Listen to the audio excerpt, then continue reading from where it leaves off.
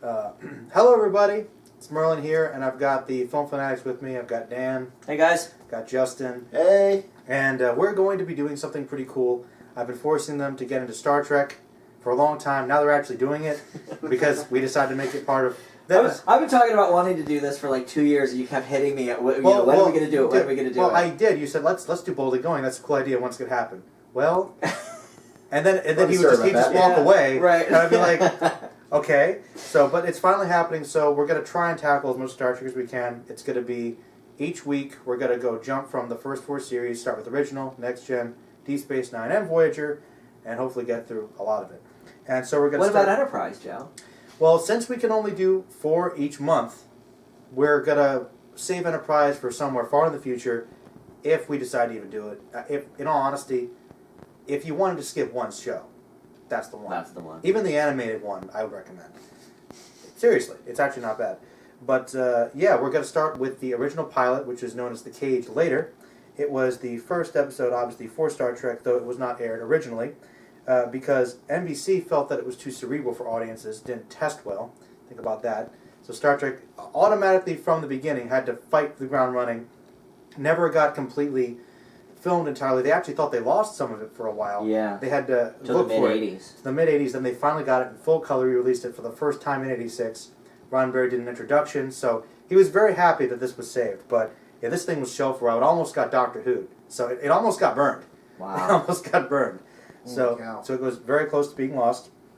But it was directed by Robert Butler, and as I said, rejected in February of '65. And it was the first one to come out before the official one, Where No Man Has Gone Before, which is numbered as 2, but technically the first real episode of TOS with Shatner as Kirk. Now, the primary cast here, most notably, we do have Leonard Nimoy as Mr. Spock. He's really the only main cast member here. And Jeffrey Hunter is Captain Christopher Pike, who some of you might know from the reboot movies. But obviously this is the only time Hunter got to play him. And he was slotted to be who William Shatner would have been. The placement Pike would have been the character instead of Kirk. But because it didn't test well, Hunter wanted to go actually pursue more of a film career, and so Roddenberry once again tried to get him, wasn't interested, and shortly after the first series ended, he died anyway. Yeah, he passed away, what, 69? 69, so yeah. he suffered from some issue, and he was lost anyway, so maybe it was for the best. We have Susan Oliver as Vina, who's the alien character on the episode, and Majel Barrett, the only other significant cast member, most notable for playing the computer in all Star Trek, and even after Roddenberry's death, one of the big proponents of Star Trek's success, so a very important person involved, Roddenberry's wife, if you guys don't know. Oh, I didn't know that. Okay. Oh, yeah. People have issues with Roddenberry's feminism, but ironically, he was some pretty important women in his life. But yeah, basically, the plot of this episode is we're introduced to the Star Trek Enterprise. You guys might have noticed things are definitely not the way they're typically known. This is certainly a pilot. But Captain Pike goes down to discover a distress beacon on this strange planet, basically the episode of half of Star Trek. Plot of half of Star Trek, and he's captured by these advanced aliens who have the power to project these incredibly lifelike illusions, and it's essentially a test on his humanity as they experiment with him, and he's trapped in this essential alien zoo, which they call the Cage, hence the title, The Cage. And basically, I guess we'll just talk about how you guys felt about it. This can be more open. Yeah. Dan, how do you feel about it? Well, of the two of us, I have a little bit more Trek background. My dad was a huge fan, so it was always kind of on. Next Gen was more of my go-to growing up, but I had seen in full or in part probably 20-odd Star Trek episodes from the original series, but never actually knew much about this one until you told me that Kirk wasn't in it.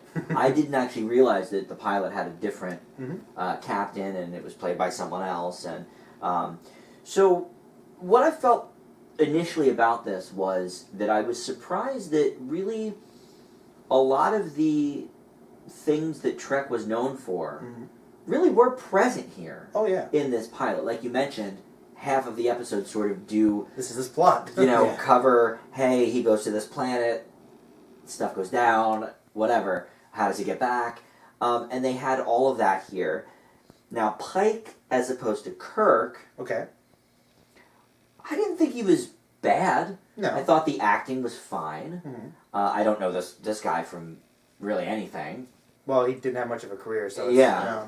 So I can't really speak, to him as an actor in general, but I thought he did a better job than the classic Kirk line reads. I mean, Shatner is not known for his great acting. He's more of a great performer, I would say. That's an interesting way to put it. Yeah, it's pretty accurate. And we'll get to his episodes, obviously, Next. soon enough. Yeah. But I thought the gentleman did a good job as Pike. Yeah. I thought the character was pretty good. Spock, obviously, is a little bit different. A little bit. He smiled at one point. He smiled, which was times. weird. Laughed a little bit, yeah. We don't expect that when we think of Spock. But really, the main tent poles are here. Yeah. Roddenberry had a clear vision, at the start. But I have to sort of agree with NBC in the fact that, being a classic television connoisseur, as I am, this is definitely way too much for the 60s. A lot smarter than anything else that was on. Well, yeah. Even for sci-fi, though. Even more than... Well, I think Twilight Zone is very smart. Outer Limits stuff. But is that necessarily a bad thing, Dan? No, but I'm saying I'm not disagreeing that it's more cerebral than anything that was on the air at the time. To be marketable. If I was an NBC exec, I would have said the exact same thing. And this is an interesting thing to bring up, because it's a struggle that Star Trek had from the beginning with this episode, and even throughout most of the run of the original series. We'll get into it, but after the first season, which most people argue to be the best, threatened with cancellation. Right. Fans cried out, sent the first time this ever happened, sent letters of protest to bring it back. Okay, but I will say this, though. And Joe, you may know this, Justin probably not, but for the first time ever in network history at that point, they looked at the pilot, they said, we're going to pass, it's too cerebral, but we'll let you try it again. And that's how they got the second pilot. So NBC liked the concept, I guess, and liked certain things about it, but didn't know if it would play with audiences.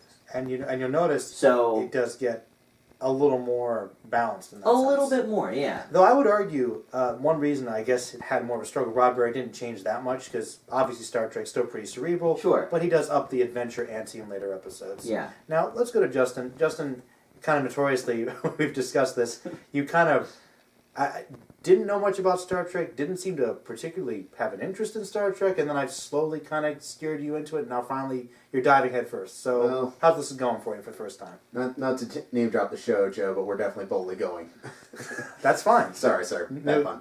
Anywho. No, perfectly. I like it. It's perfectly fine for me. New experiences, the journey into television. Let's go. But no, I hearken it back to when we reviewed Star Trek 6 on the FIlm Fanatics podcast. I mean, yes, there's been comparisons to Star Trek and Star Wars for ages, but I mean... You said something very profound, yeah. It's just not even a fair comparison when you think about it. Not even remotely. I mean, but what I like Never was. It never really was. Yeah.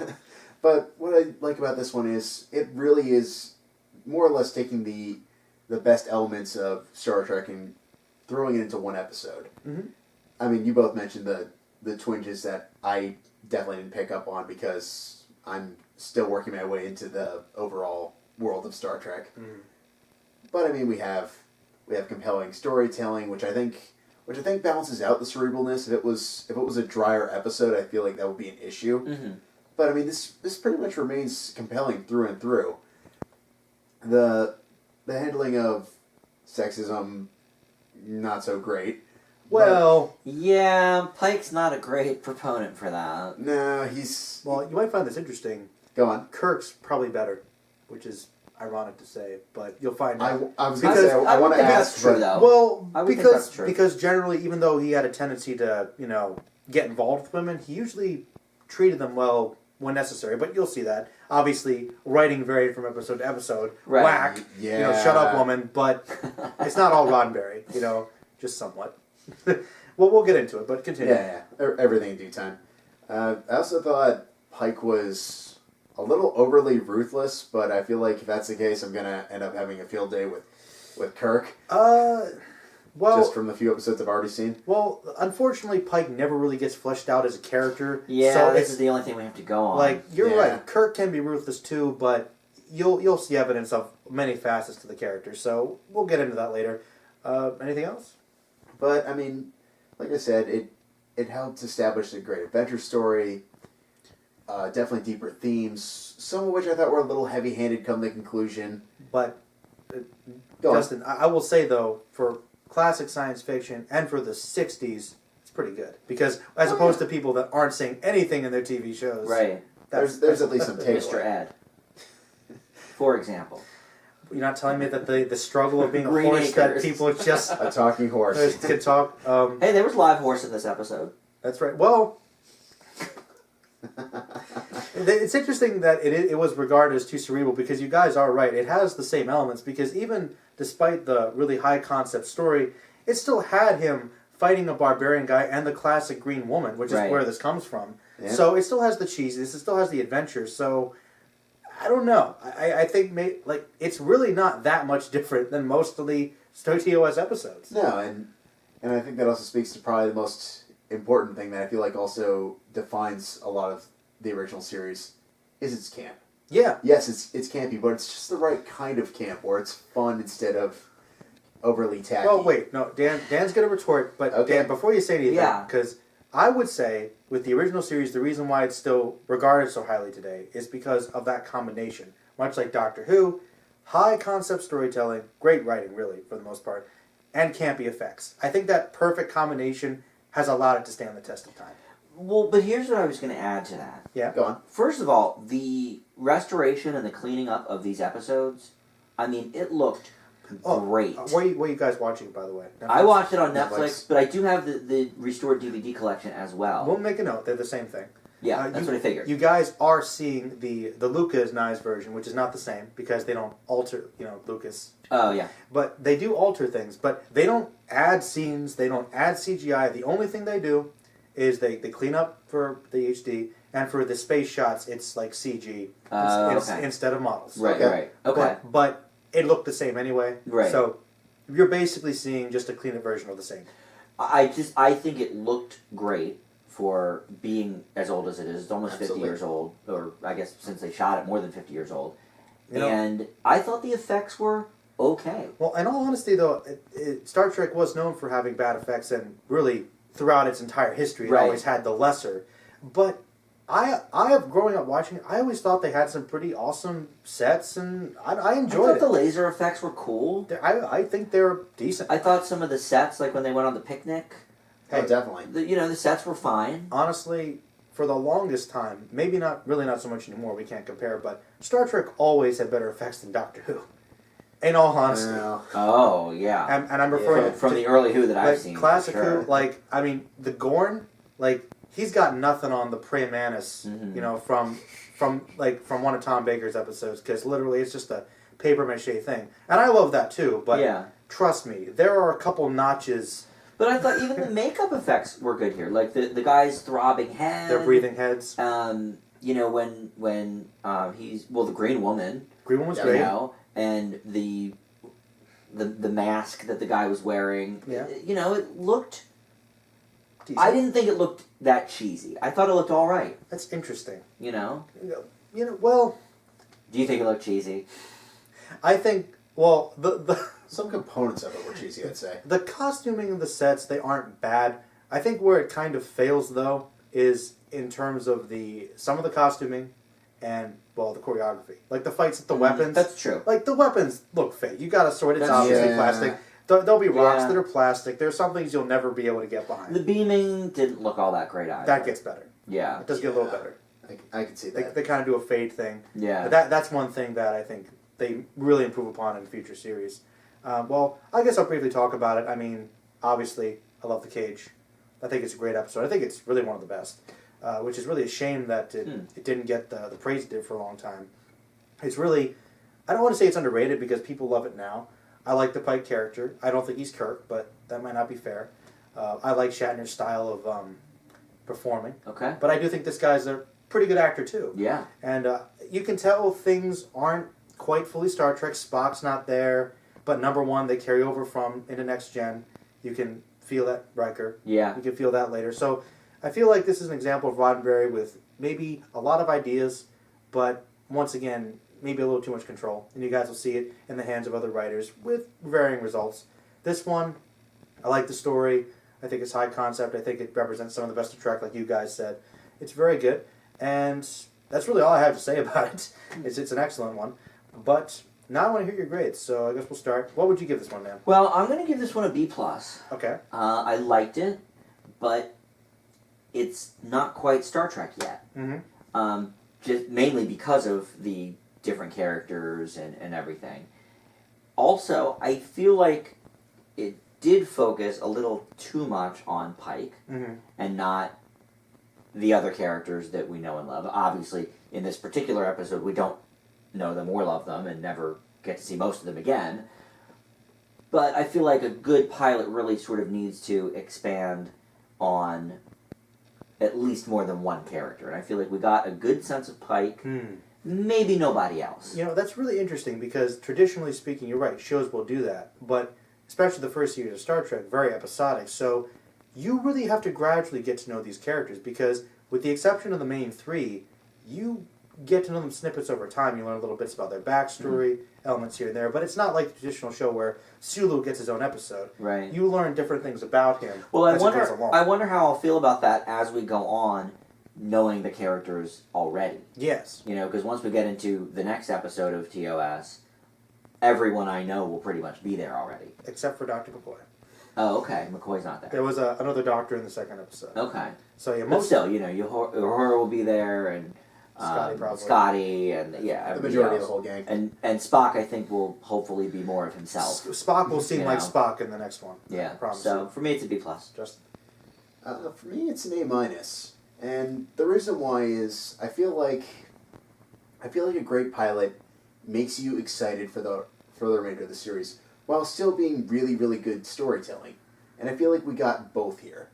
I started more. It wasn't my first foray into Star Trek, but I knew enough to get myself on board, and it grabbed me. And I got drawn further and further into it. Is the comparison between Pike and Kirk fair? I don't know, but I feel like we got enough interplay between him and the Doctor and some of the other crewmen on the Enterprise, and I feel like that paved the way for some great action later on, and it built my excitement, come the conclusion to see how the rest of the series goes. And I feel like in that regard, it did its job. Do I think it was a little heavy-handed at times? Yes. Is some of the camp noticeable at times? Yes, but for the most part, it's forgivable. But it's pretty solid for me, and I stand by that grade. Yeah, well, it's about where I am with you guys. I leave with an A- as well. Yeah, it's a very well done episode, but it's not quite there yet. Mm-hmm. It's got a few little nicks to work out. It's not the best, the original series, but it's a pretty darn good start. Yeah, absolutely. But yeah, that'll be, I guess, the wrapping up this episode. Next time we'll be diving into Next Generation, which will be a two-parter for you guys. My favorite. Your favorite, and a lot of people's favorites. And yeah, that'll be a completely different experience entirely. We'll get to see some classics for sure. And that'll be the beginning. So yeah, we're starting off with To Boldly Go. Boldly going. Yeah. All right, guys, it's Merlin. Say goodbye, guys. See ya.